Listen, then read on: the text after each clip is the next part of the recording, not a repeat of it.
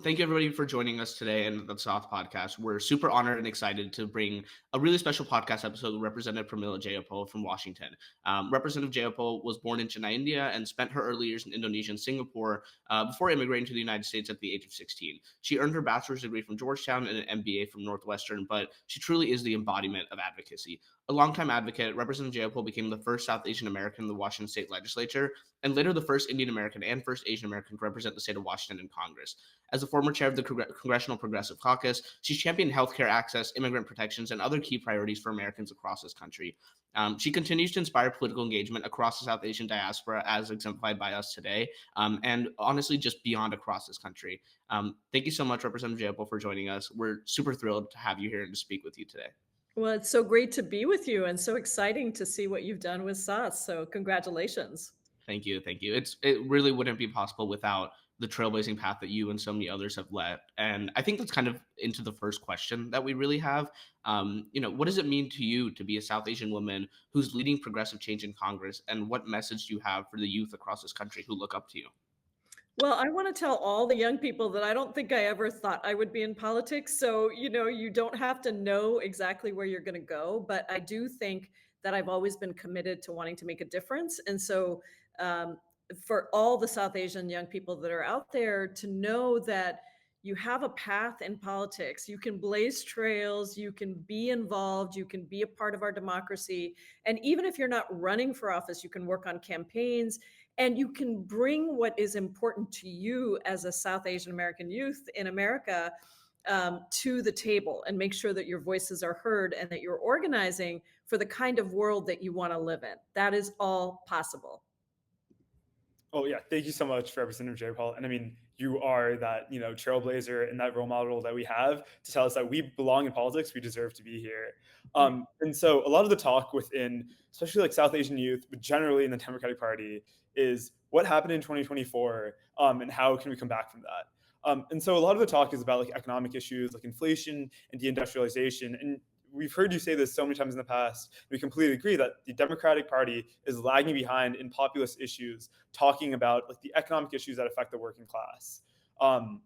We've seen Trump win diverse working class places 3 times in a row, and Trump has improved those places for the Republican Party. And we'd love to know, what do you think is the more compelling vision the Democratic Party should give to those that feel left behind, especially within the South Asian community?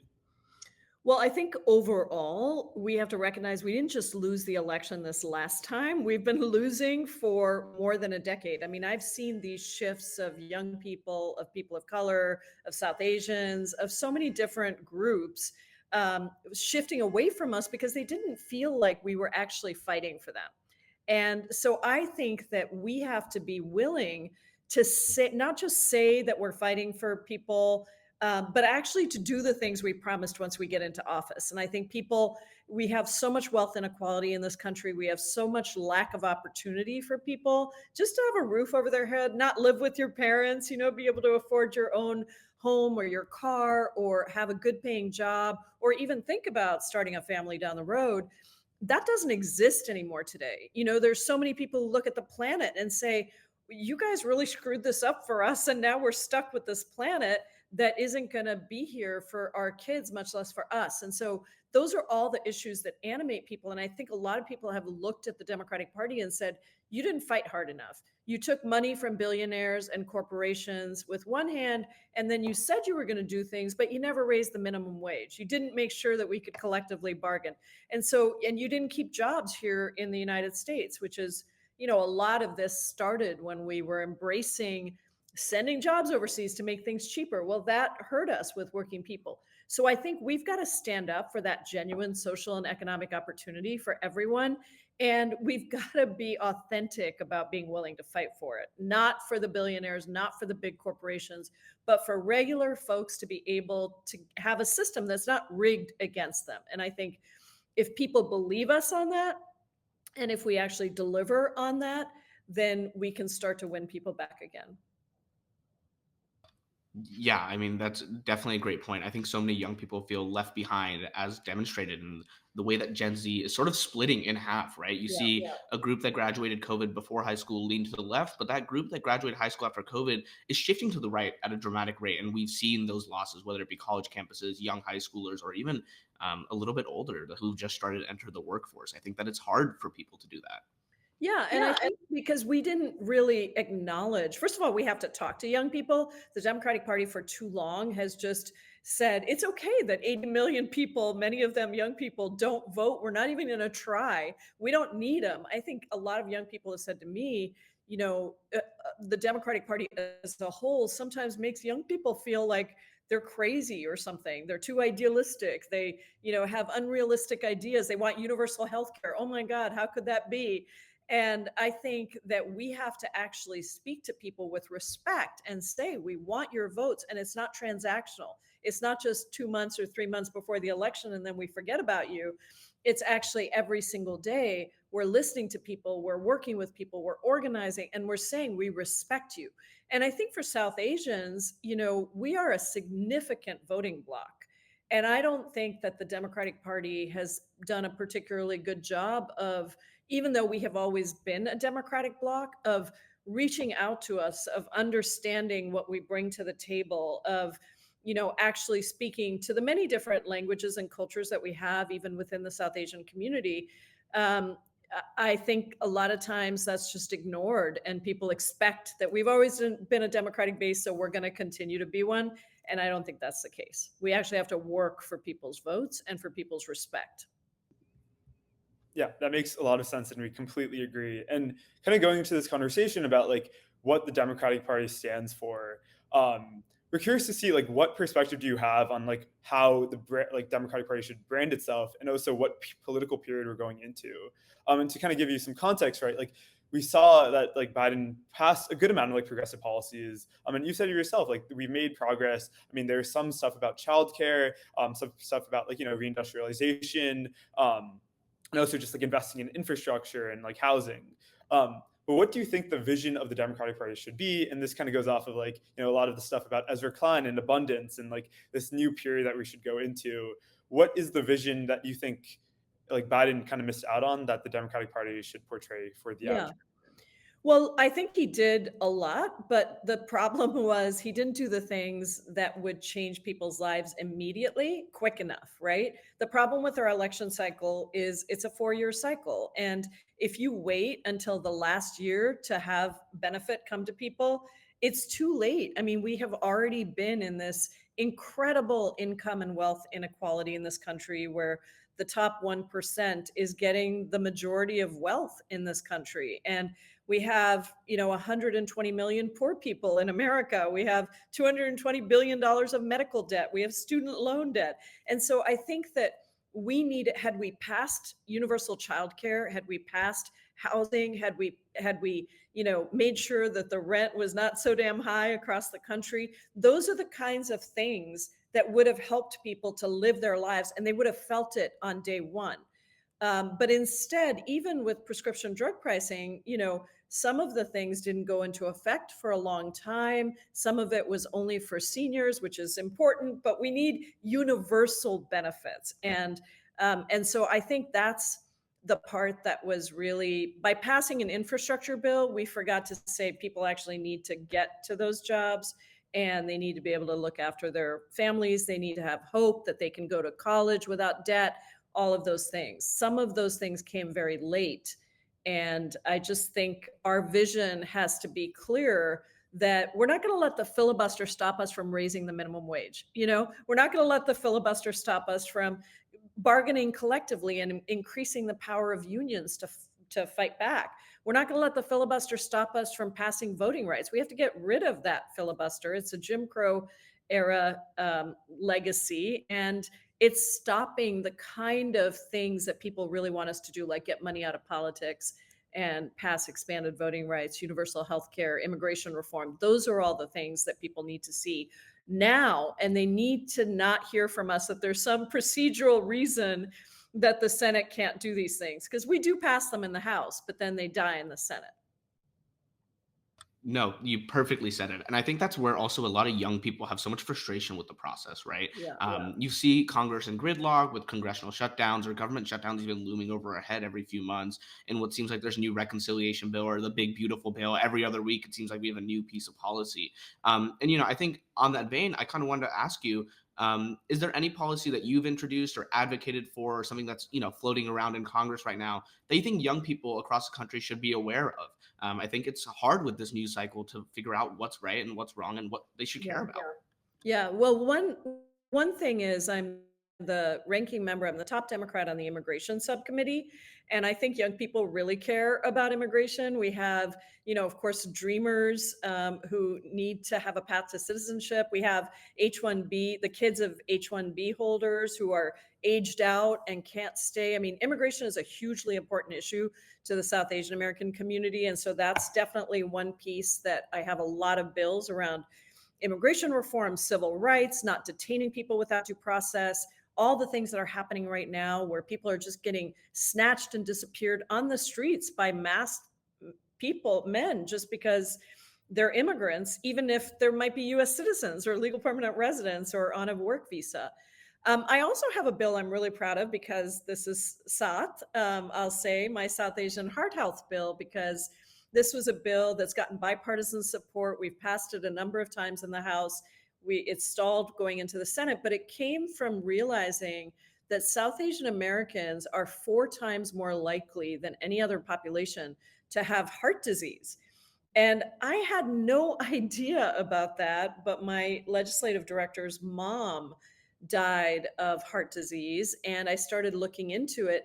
And I think I kind of was in this frame where I thought, oh no, I eat my dal and my rice and my healthy Indian food, and I'm not going to have problems. But that's just not the case. We have lots of reasons why, including genetics, including many other factors of why we have heart disease. And so this bill specifically helps educate our South Asian community about heart disease in our own community and helps us to take care of each other. And then I've got, lots of other bills around banning stock trading for members of Congress and accountability for the Supreme Court and ethics. These are all about how you run a government that is by, for, and of the people instead of by, for, and of the billionaires. Yeah, and we would love to thank you. I mean, you've been pushing for accountability for not just the Trump administration, but for politicians in general to make sure that they're being accountable to their constituents. And I mean, we love that and we love to see it. But also, speaking of accountability, we know that you just went to an ICE detention center and conducted your congressional oversight. We'd love to know what you saw there and like what that kind of tells you about our immigration system right now and how we should reform it.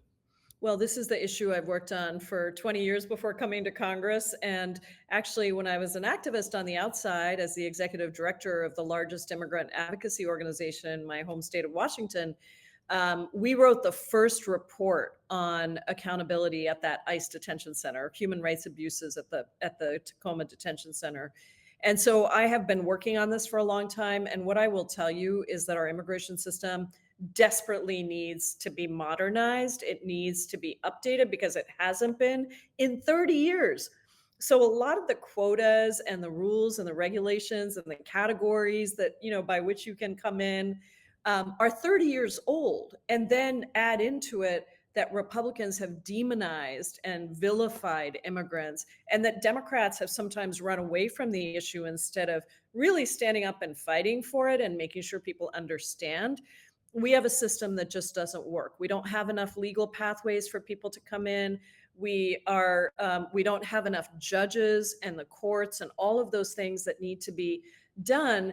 We can have a fair, humane immigration system where people can come in for work, for education, for asylum, for family, to be with their families. And we know how to do it. It's not hard. The problem is that we now need 60 votes in the Senate unless we get rid of the filibuster. So over and over again, Democrats have passed immigration reform. And there was even a time in 2013 where Democrats worked with Republicans and got 68 bipartisan votes in the Senate. And then the Republicans killed it when it came to the House. So it's not that we don't know the solution, but harsh enforcement and cruelty and undermining due process and snatching and kidnapping immigrants is absolutely not the right way to go. And if somebody, Donald Trump, the Republicans, can do that to a group of immigrants of all legal statuses, including a US citizen child who was deported, then they can do it to anyone. And that's what people have to understand. So we need to fix the immigration system. We need to protect our due process. We need to listen to the courts when the courts send down a ruling that says return people who have been incorrectly deported and the administration doesn't. Every American should worry about their own rights and liberties. But we have all the policy. It's just we just need the political will from the Republican side to stop demonizing immigrants and to actually pass policy that's beneficial for all Americans. No, yeah, definitely. And I think that, recently Akil and I both graduated from college. And I think to be an international student, especially right now, is tough, right? Like you said, the way that things have been handling on college campuses with free speech and issues such as that. And I think we wanted to ask you because we do have a large international student base and students who are in college. What message would you have to students who are on campus right now and worried about immigration? Well, I think I would just say I just recorded a message for Immigrant Heritage Month today. And I just said to people, for everyone who is scared, every dreamer, every student, every health worker, every professional that is out there afraid, it's really important to know that you belong here. That America has always been a nation of immigrants built on an immigrant identity. And we should be proud of that. And we need to do everything we can to protect immigrant rights because that protects America, our innovation, our ability to do amazing things in science and research, to be at the center of so much is possible in part because of the immigrants who have come to our shores. And so I just want people out there who are afraid to know that I am standing up for you. I was on a student visa. I think I might be one of the only members of Congress, might be two of us total, I'm not sure, that have been on a student visa. And it took me 17 years to become a US citizen. And to go from being 16 years old with nothing in my pockets by myself when I came to the United States to now be a member of Congress, that is the American dream.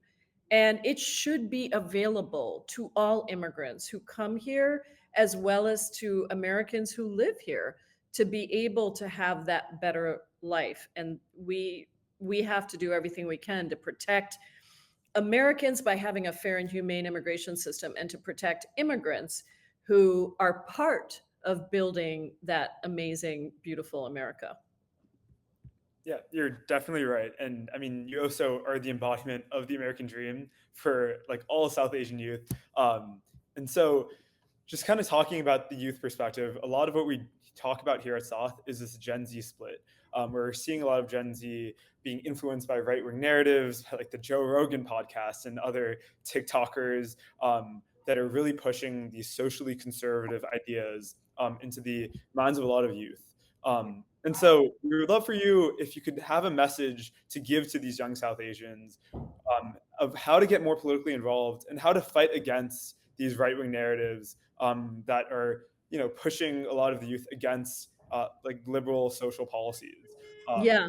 Yeah. I mean, this is a really hard one, right? And we really need you all because that's our vote bell, by the way, so don't worry about that. But we really need you all because we need to be talking to people honestly about what we stand for and what, unfortunately, the Republican Party has become.